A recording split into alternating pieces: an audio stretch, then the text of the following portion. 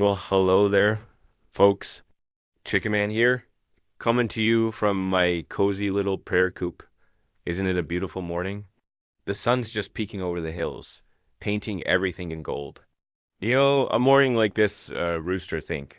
It reminds me that every sunrise is a new beginning, a fresh start. Speaking of new beginnings, have you ever heard the story of a fellow named Jonah? Now, Jonah lived in a peaceful little town right by the sea. The kind of place where the ocean breeze always smells sweet and the biggest worry is whether the tide is coming in or going out. He was a good man, but well, let's just say he liked his comfort zone. He had his routine, his favorite fishing spot, his quiet life all planned out. But sometimes God has bigger plans for us than we have for ourselves. Plans that might take us to places we'd rather not go. One sunny morning, just like this one, God gave Jonah a call. A very big, very important mission. He was asked to go to the great city of Nineveh and deliver a message. Now, Nineveh wasn't exactly a vacation spot. It was a bustling, chaotic city, and Jonah wasn't too thrilled about the idea. He looked out at his calm, familiar sea and thought about the noisy, faraway city. And a little knot of reluctance tied itself up in his stomach. He started thinking maybe he could just not go. Maybe he could sail in the other direction, find a nice quiet island, and forget all about it. It's funny, isn't it? How we sometimes try to run from what we're called to do. We think we know best, but God's love and mercy have a way of finding us, no matter how far we sail. Jonah was about to learn that lesson in a very, very big way. Jonah, a prophet who got a very important call from the good Lord above. God told him, Jonah, I need you to go to the great city of Nineveh and tell the people there to change their ways. Now you'd think Jonah would say, you got it, Lord, and start packing his bags, right? Well, not exactly. See, Jonah didn't much care for the folks in Nineveh. So instead of heading east to Nineveh, he hightailed it west to the nearest port and hopped on the first ship, sailing in the opposite direction. He thought he could outrun his calling. He paid his fare, went down below deck, and tried to take a little nap, probably thinking he'd pulled a fast one. All right, here's a little secret from the ChickenMan Prayer Coop, okay? You can't just run from God's love or his plans. While Jonah was snoozing, the sky turned dark, the wind started howling, and the calm blue sea turned into a mighty rolling ruckus. The waves got bigger and bigger, tossing that little ship like a rubber ducky in a bathtub. The sailors, bless their hearts, were in a real panic, throwing cargo overboard and praying to every god they could think of. They knew something wasn't right. This wasn't just any old storm. It was a big-time, capital T trouble kind of storm. They woke Jonah up and asked, Hey, what's going on? Who are you? And what have you done? Jonah, looking mighty sheepish, finally fessed up. It's me, he said. I'm running away from the Lord. He knew his disobedience had put everyone in danger. The sailors were scared. The ship was creaking, and out in those giant waves, something even bigger was waiting. Inside the belly of this great fish, it was dark and quiet. All the noise of the storm in the world faded away. There, floating in the calm, Jonah had a lot of time to think. He couldn't run anymore. He couldn't hide. It was just him and God, and in that quiet darkness, a little light began to glow. Jonah started to pray. He wasn't praying to be saved from the fish. He was praying because he finally understood. He thanked God for his mercy, for not giving up on him. He realized that God's love is deeper than any ocean, and his grace is bigger than any mistake we could ever make.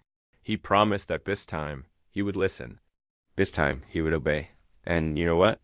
God heard him. After 3 days and 3 nights, the great fish swam toward the shore.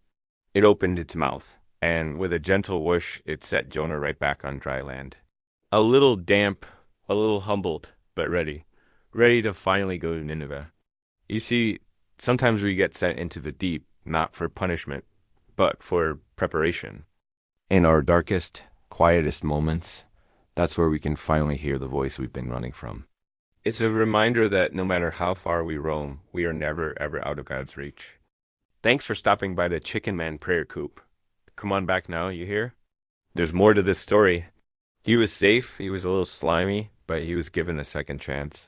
And that's something wonderful to remember. God is the God of second chances.